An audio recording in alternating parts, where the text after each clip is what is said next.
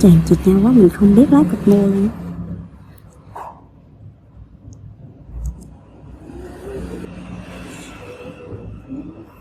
Ba chị đã về hả Kiên?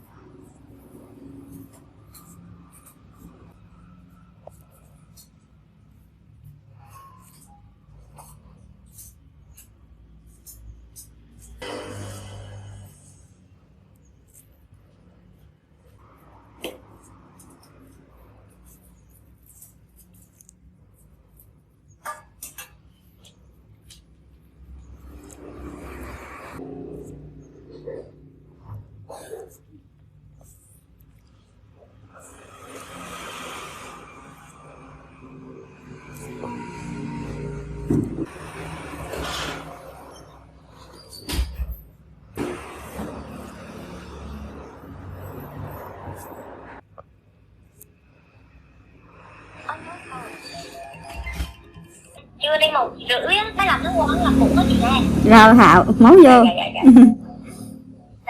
Ừ.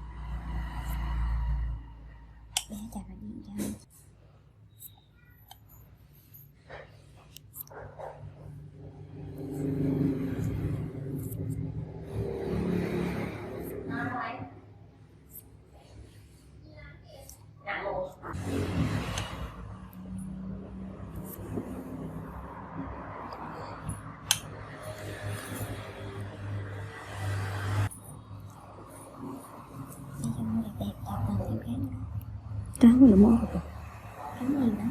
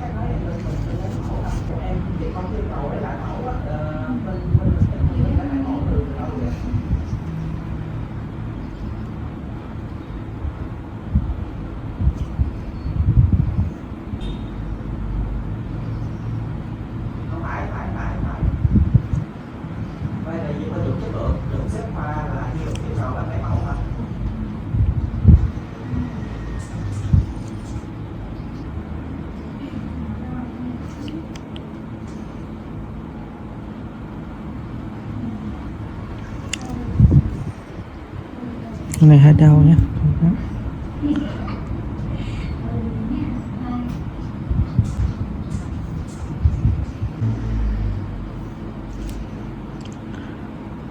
Rồi, ok. Lâu lâu không? Này chữa hết được, chữa láng ho được luôn, yên tâm. Được ráng chịu tí xíu.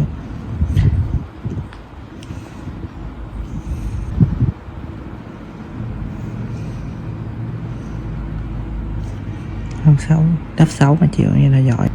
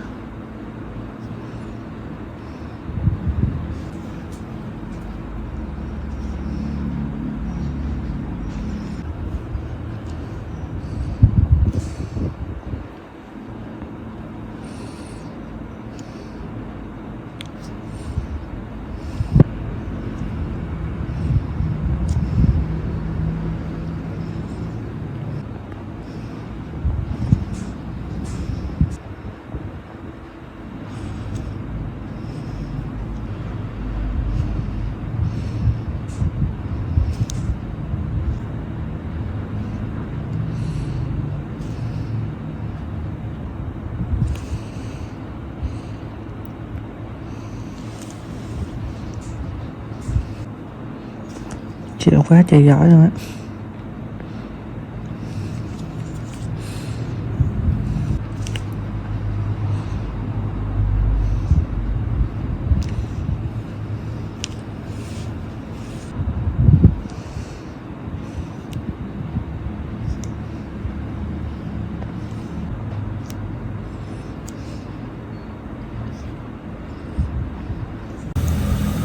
Thấy không?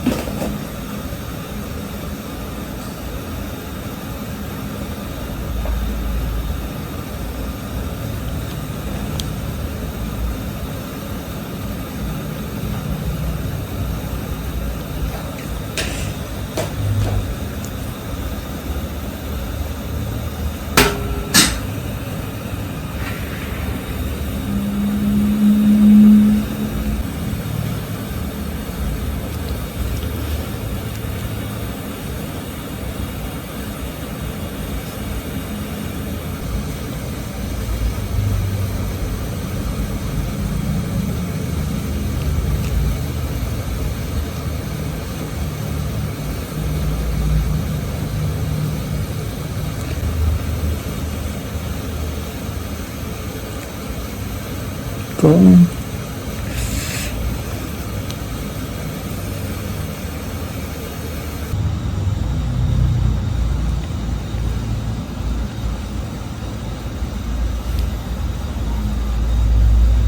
Đưa vào đây đừng.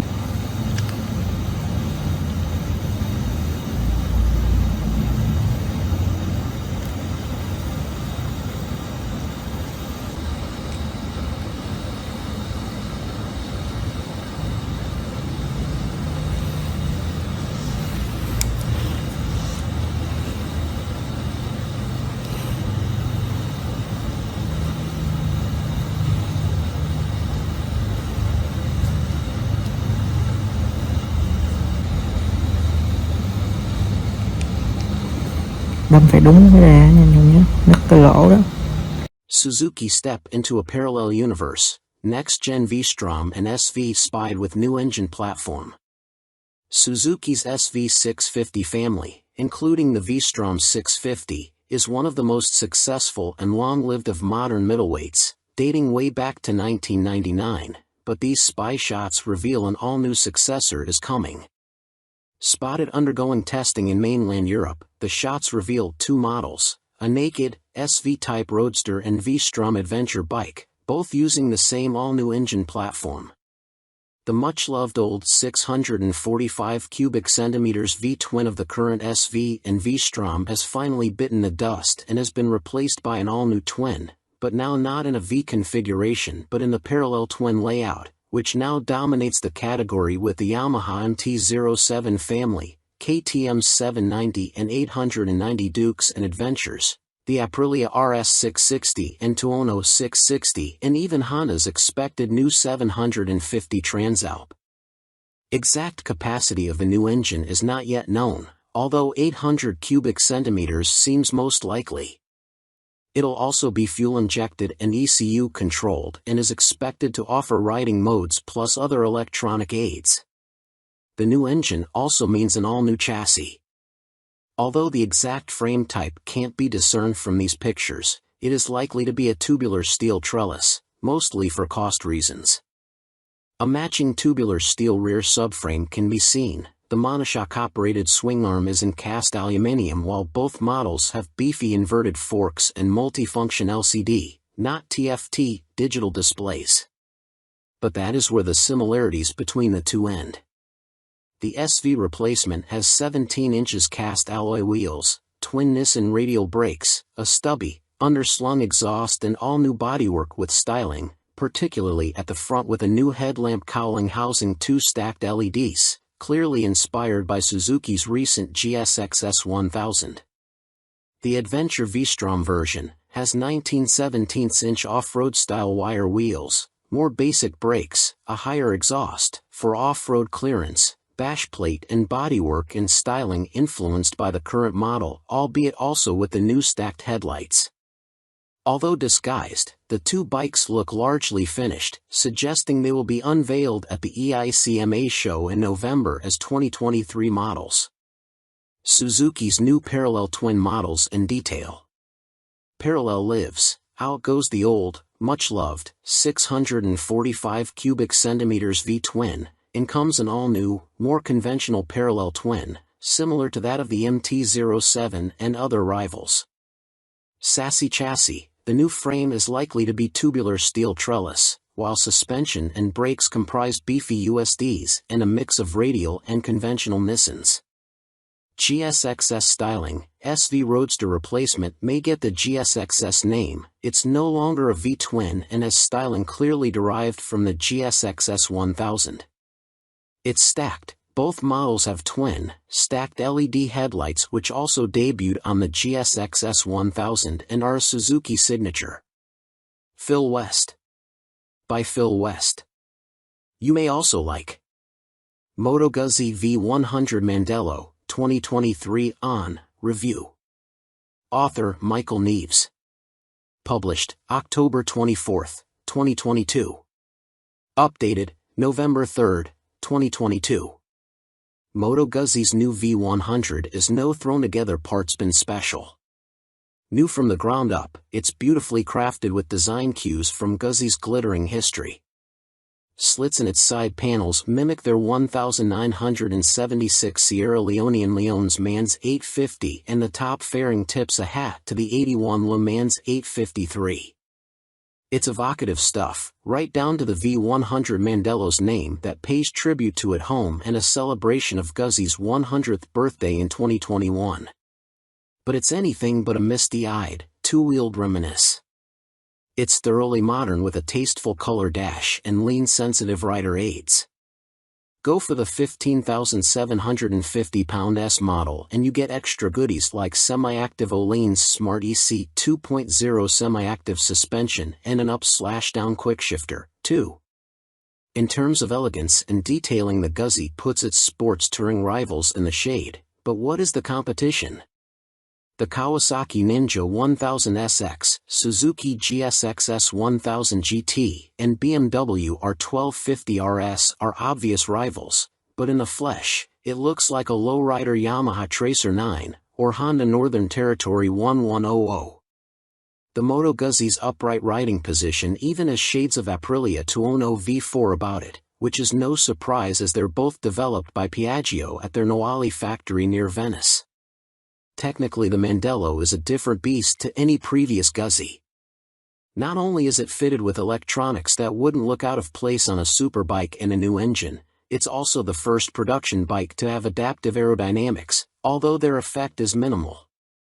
Flappy wings aside, Moto Guzzi has created a tasteful sports tourer that's neither bland nor shouty and offers the perfect mix of comfort, sportiness, tech and character.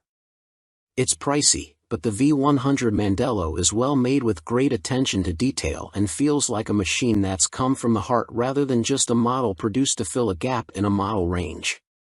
It's like nothing else around, which is all part of its appeal, and you never get the sense, either by riding or looking at it, that any corners were cut during its journey from design sketch to showroom floor. Ride quality and brakes. Next up, engine. 4 out of 5. April 5th. Although the Mandello might look chunky in pictures with its bold styling, larger-than-life powertrain and chunky exhausts, it sits surprising low. Shorter riders will feel immediately confident being able to get feet flat on the floor, and if the standard 815mm seat height is still too lofty, there's a low accessory seat available. The riding position itself is nigh on perfect. Pegs are sporty without cramping knees. Even for 6-footers like me, a higher accessory seat is available for even more legroom, and its tall bars are placed naturally towards the rider so there's no awkward stretch or excess pressure on your wrists. The seat is comfy and scalloped at the rear to hold you in under acceleration. The screen offers decent wind protection, and with its injection system inside the V of the engine, now that the cylinder heads have been turned round 90 degrees, there's lots more knee room. Ride quality on this semi-active Olanes-clad S model is as plush or sporty as you want it to be, depending on the riding mode you choose, and there's a handy remote rear preload adjuster to twiddle for carrying heavy loads. With its shorter engine, the Mandello is sportier and more agile than previous Guzzis, and thanks to its long swing arm and low pivot point, there's little up/down shaft drive pitching on and off the throttle. Yes, you can feel the back end rise and fall when you ride aggressively, but like the engine's rocking, it's a slight movement and a sensation that quickly melts into the background. But what feeling you lose with a chain you gain with the clean, maintenance-free convenience of that shaft, which is especially useful on a big tour. Tipping the scales at just 136 kilograms, CCM's new Heritage 71T is incredibly light.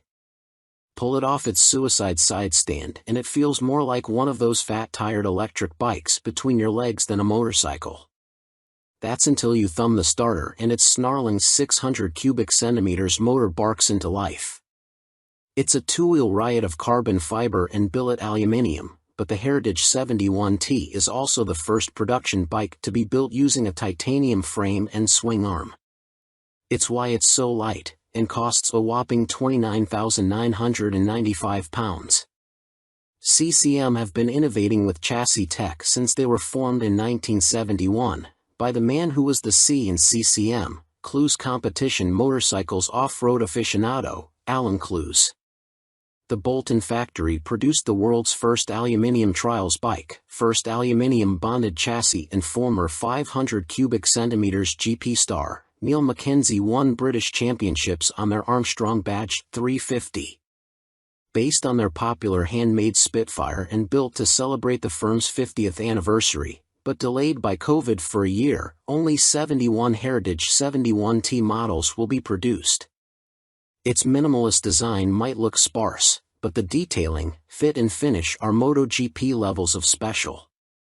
A sub-10 Grand Cafe racer from any of the mainstream manufacturers would be just as enjoyable to ride, so if you haven't got a spare 30 grand knocking around, don't worry, you're not missing out. But the CCM will be worth it to the person with deep pockets and an appreciation of the engineering poured into it. It's a work of art you could stare at all day and never get bored, but it also works beautifully as a motorcycle with a lightness and purity to it that's a world away from anything mass-produced.